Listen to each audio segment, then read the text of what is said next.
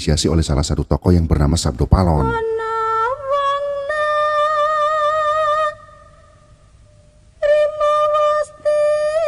Sabdo Palon melakukan MOU dengan tokoh ulama generasi sebelum Wali Songo yang bernama Syekh Subakir, yang dikatakan berasal dari Persia untuk menyebarkan agama Islam di tanah Jawa. Sebelum melakukan MOU atau Memorandum of Understanding antara kedua tokoh ini, ternyata dalam kisah yang beredar dan diyakini sebagian masyarakat Jawa, mereka bertarung terlebih dahulu.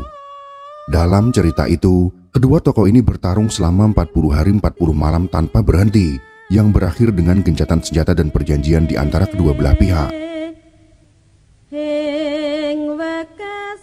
Jika kita cermati kisah yang masyhur ini, maka kita dapat menarik logika sederhana yang tentunya menentukan apakah kita akan percaya atau bahkan tidak dengan kisah tersebut.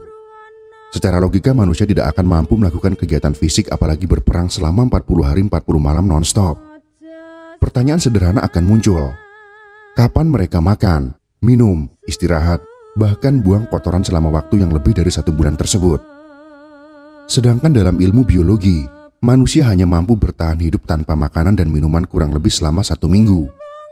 Jika masih mendapatkan asupan cairan, manusia masih mampu bertahan hidup selama 2-3 bulan. Itu pun pastinya dengan kondisi fisik yang sangat tidak bugar, lemah, karena tidak ada nutrisi yang masuk. Jadi pertarungan selama 40 hari dan 40 malam tersebut dapat kita pertanyakan kembali.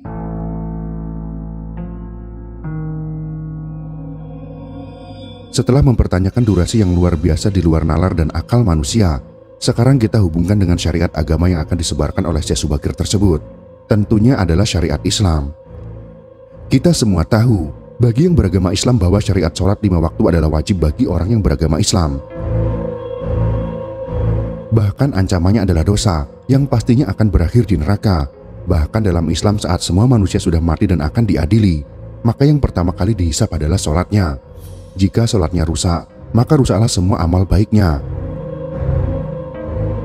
Dari konsep ini saja sudah sangat bertentangan. Bagaimana mungkin seorang ulama yang bertugas berdakwah dikisahkan selama 40 hari 40 malam bertempur non-stop tanpa ada jeda untuk beribadah? Dalam materi ini kita akan mengupas kira-kira bagaimana kondisi yang terjadi pada saat itu. Apakah tokoh tersebut benar-benar ada? Jika benar ada, apakah kisah yang diceritakan tersebut benar-benar terjadi? Syekh Subakir dalam fakta sejarah memang benar ada dan dapat ditelusuri bukti keberadaannya di tanah Jawa. Dalam buku Melacak Syekh Subakir, Riwayat Penumbalan Tanah Jawa dan Wali Songo Generasi Pertama, cetakan tahun 2017, karya M. Ramadan MK, dikatakan bahwa Syekh Subakir adalah seorang wali Allah yang sengaja diutus untuk misi penyebaran agama Islam. Agus Sunyoto dalam bukunya Atlas Wali Songo, cetakan tahun 2012, menjelaskan bahwa Syekh Subakir sebagai salah satu ulama sakti, di mana beliau dikenal sebagai seorang wali keramat dari Persia yang dipercaya telah menanam tumbal di sejumlah tempat di Pulau Jawa agar kelak Pulau Jawa tersebut dapat dihuni oleh umat Islam. Sebelum melanjutkan pembahasan, kita satukan persepsi dulu pengertian menanam atau memasang tumbal yang dimaksud. Istilah memasang tumbal dalam kisah Syekh Subakir adalah berkaitan dengan usaha rohani mensucikan tempat dengan cara menanam tanah di tempat yang angker. Jadi bukan mengorbankan manusia atau hewan atau apapun itu, seperti pemahaman pada umumnya. Konsekuensi logisnya menjadikan sebuah kisah yang sebelumnya benar-benar ada menjadi sesuatu yang dianggap irasional karena kisahnya disampaikan secara alegoris. Akhirnya banyak orang yang beranggapan Syekh Subakir adalah tokoh fiktif yang diada-adakan. Padahal Syekh Subakir memang pernah ada dan membuat perubahan besar pada penyebaran Islam di tanah Jawa yang dilanjutkan oleh Wali Songo generasi berikutnya. Syekh Subakir lahir pada tanggal 20 Ramadan tahun 787 Hijriah atau bertepatan dengan 14 Oktober tahun 1385 Masehi di Persia. Beliau mempunyai nama asli Syekh Tambu Ali bin Syekh Bakir, atau ada juga yang menyebutnya Muhammad Al-Bakir. Setelah menginjakkan kaki di tanah Jawa, namanya menjadi Syekh Subakir karena lidah orang Jawa kesulitan melafalkan nama aslinya. Berdasarkan sejarah nasabnya, Syekh Subakir masih keturunan dari Salman Al-Farisi, salah satu seorang sahabat Nabi Muhammad yang memiliki semangat kuat dalam memperjuangkan Islam.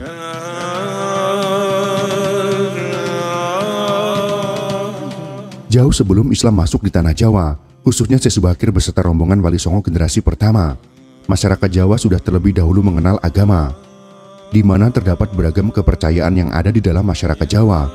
Bahkan sebelum agama Hindu-Buddha menjamah Pulau Jawa, manusia yang menghuni pulau ini telah mengenal berbagai macam kepercayaan. Salah satu kepercayaan tersebut adalah animisme dan dinamisme. Dua kepercayaan ini telah lebih dahulu bercokol di bumi Jawa. Hal ini ternyata sejalan dengan pernyataan Zoetmulder dalam bukunya, yaitu Kalangan Sastra Jawa Kuno Selayang Pandang, cetakan tahun 1983, yang mengatakan bahwa orang Jawa sejak zaman prahistori sudah mengenal agama. Agama Islam masuk Nusantara sekitar abad ke-7 pada masa kepemimpinan Khalifah Utsman bin Affan.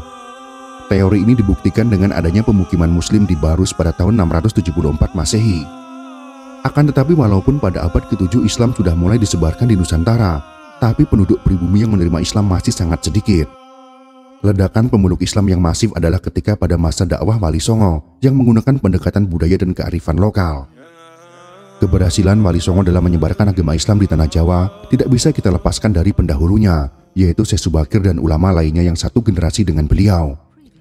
Jika kita ingat lagi tentang MOU atau perjanjian antara Syekh Subakir dan Sabdo Palon, maka secara logis kita dapat berasumsi bahwa Syekh Subakir memang bertemu dengan penguasa lokal yang menguasai tanah Jawa. Masyarakat Jawa meyakini tokoh tersebut bernama Sabdo Palon. Dari pertemuan ini kita bisa melihat bahwa orang Jawa selalu terbuka dengan ideologi, pemikiran, bahkan agama asing yang akan masuk di Pulau Jawa. Akan tetapi orang Jawa sudah memiliki pakem ataupun saringan yang digunakan untuk menyaring agama, ideologi, bahkan pemikiran asing agar tidak mengubah adat budaya masyarakat Jawa yang telah dipertahankan selama ribuan tahun. Dalam perjanjian tersebut, disepakati bahwa Islam boleh disebarkan dengan syarat tidak mengubah adat istiadat, seni dan budaya, serta karakter orang Jawa. Akhirnya Syekh Subakir mendapatkan cara yang sangat jitu yang kemudian diteruskan oleh generasi Wali Songo berikutnya, dengan tetap menjaga budaya Jawa walaupun di dalamnya merupakan ajaran Islam. Seni dan budaya seperti wayang tidak diharamkan tapi digunakan untuk menyampaikan dakwah. Gamelan tidak diharamkan tetapi sebaliknya digunakan untuk media dakwah.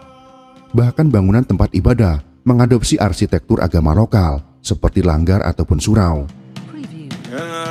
Ritual mengerikan yang memakan daging manusia, pesta seks, mabuk dan lain sebagainya diadopsi cangkangnya, tapi diisi dengan kegiatan yang tidak melanggar syariat Islam.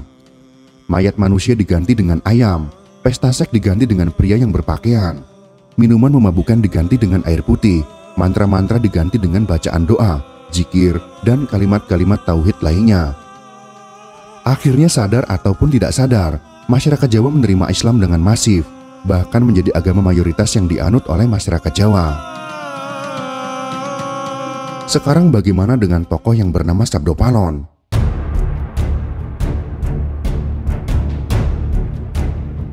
Sabda Palon atau Sabdo Palon adalah tokoh legendaris yang dianggap sebagai pandita dan penasehat Brawijaya V, penguasa akhir yang beragama Buddha dari kerajaan Majapahit di Pulau Jawa.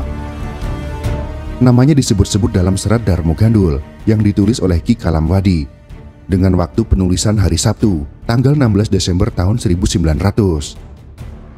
Serat Darmo Gandul adalah suatu tembang macapat kesusastraan Jawa baru berbahasa Jawa Ngoko. Disebutkan dalam kisah bahwa Sabdo Palon tidak bisa menerima sewaktu Brawijaya digulingkan pada tahun 1478 Masehi oleh tentara Demak dengan bantuan dari Wali Songo. Walaupun pada umumnya dalam sumber-sumber sejarah dinyatakan bahwa Brawijaya digulingkan oleh Girindra Wardana, bukan oleh anaknya sendiri yaitu Raden Fata dari kerajaan Demak. Sabdo Palon lalu bersumpah akan kembali setelah 500 tahun saat korupsi merajalela dan bencana melanda untuk menyapu Islam dari Jawa dan mengembalikan kejayaan agama dari kebudayaan Jawa. Dalam serat Darmo Gandul, agama orang Jawa disebut dengan agama Budi, yang dahulu ajaran Buddha berdampingan dengan ajaran Hindu. Serat Damarwulan dan serat Belambangan juga mengisahkan tokoh ini. Sabdo Palon sebagai tokoh yang diyakini pernah ada dan melakukan negosiasi dengan Syekh Subakir. Mungkin secara historis bisa saja dia adalah tokoh lain yang mempunyai pengaruh di Pulau Jawa pada masa itu. Secara bahasa sabdo berasal dari kata sabda atau perkataan atau firman, dan palon mempunyai arti pegangan. Jika sabda Palon secara makna diartikan sebagai perkataan atau firman yang menjadi pegangan, maka bisa dipastikan bahwa sabda Palon itu adalah pakem yang sudah dijelaskan pada awal materi.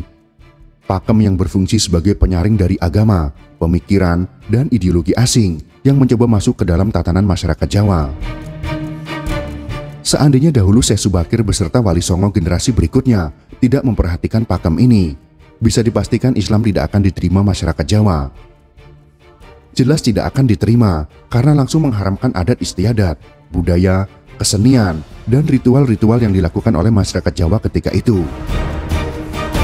Kita bisa menyimpulkan bahwa Syekh Subakir dan rombongan saat itu bisa dikatakan menjadi intelijen yang mempelajari, mengamati secara antropologis dan sosial kultur dari masyarakat Jawa dan menentukan cara yang tepat untuk mengenalkan Islam sebagai agama baru di tanah Jawa.